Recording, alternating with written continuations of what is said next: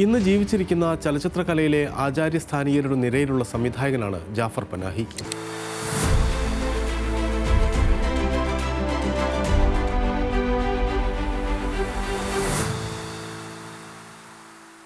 തൻ്റെ സിനിമകളിലൂടെ ഇറാനിലെ ഇസ്ലാമിക ഭരണകൂടത്തിൻ്റെ അടിച്ചമർത്തലിൻ്റെ ഇരകളായവരുടെ ശബ്ദമായി ജാഫർ പനാഹി മാറി. അദ്ദേഹത്തിൻ്റെ സിനിമകളുടെ മൂർച്ച മനസ്സിലാക്കിയ ഭരണകൂടം 20 വർഷത്തേക്ക് സിനിമ ചെയ്യുന്നതിനും യാത്ര ചെയ്യുന്നതിനും വിലക്കേർപ്പെടുത്തി അയാളിലെ സർഗാത്മക പ്രതികരണത്തിൻ്റെ അഗ്നിയെ കെടുത്താൻ ശ്രമിച്ചു.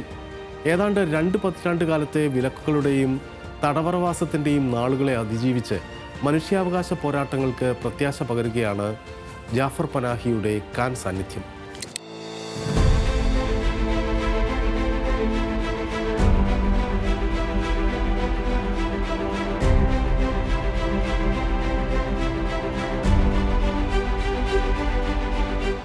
ഇരുപത്തിരണ്ട് വർഷത്തിനു ശേഷമാണ് ജാഫർ പനാഹി കാനിലെത്തുന്നത്. 2003 ക്രിംസൺ ഗോൾഡ് എന്ന ചിത്രവുമായാണ് ജാഫർ പനാഹി കാൻ മേളയിൽ അവസാനമായി എത്തിയത്.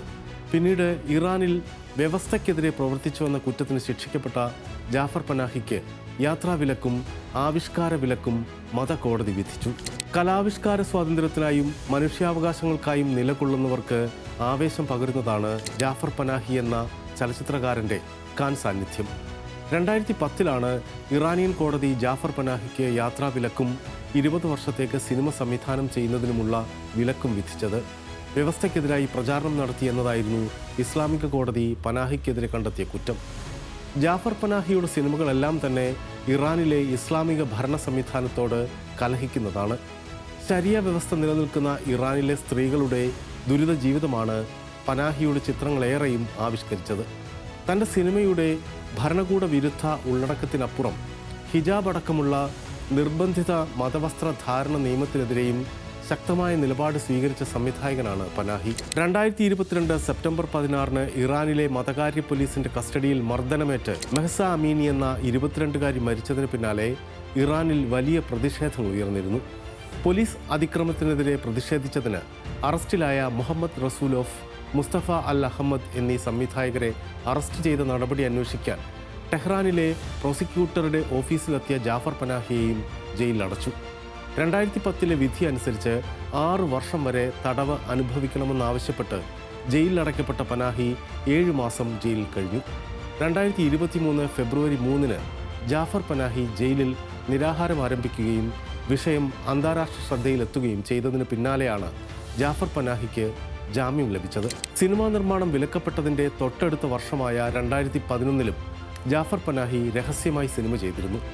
അങ്ങനെ ചെയ്ത this is not a film എന്ന ചിത്രം കേക്കിൻ്റെ ഉള്ളിൽ ഒളിപ്പിച്ച് കാൻ മേളയിലേക്ക് അയച്ചത് അന്താരാഷ്ട്ര തലത്തിൽ വാർത്തയായ സംഭവമാണ്. തൻ്റെ ഏറ്റവും പുതിയ ചിത്രമായ ഇറ്റ് വാസ് ജസ്റ്റ് ആൻ ആക്സിഡൻറ്റിൻ്റെ ആദ്യ പ്രദർശനവുമായി ബന്ധപ്പെട്ടാണ് ജാഫർ പനാഹി കാനിൽ വീണ്ടും എത്തിയത്. പ്രദർശനവുമായി ബന്ധപ്പെട്ട് നടത്തിയ പ്രസംഗത്തിനിടെ ജാഫർ പനാഹി വിതുമ്പി. ഇറാനിൽ നിരോധിതരായ ചലച്ചിത്ര സംവിധായകർക്കാണ് തൻ്റെ പുതിയ ചിത്രം ജാഫർ പനാഹി സമർപ്പിച്ചിരിക്കുന്നത്. സ്ത്രീ അവകാശങ്ങൾക്കായി പോരാടുന്നവരെ പിന്തുണയ്ക്കുന്ന സംവിധായകർക്കായി തൻ്റെ സിനിമ സമർപ്പിക്കുന്നുവെന്ന് ഇടറിയ വാക്കുകളിലാണ് ജാഫർ പനാഹി പറഞ്ഞത്.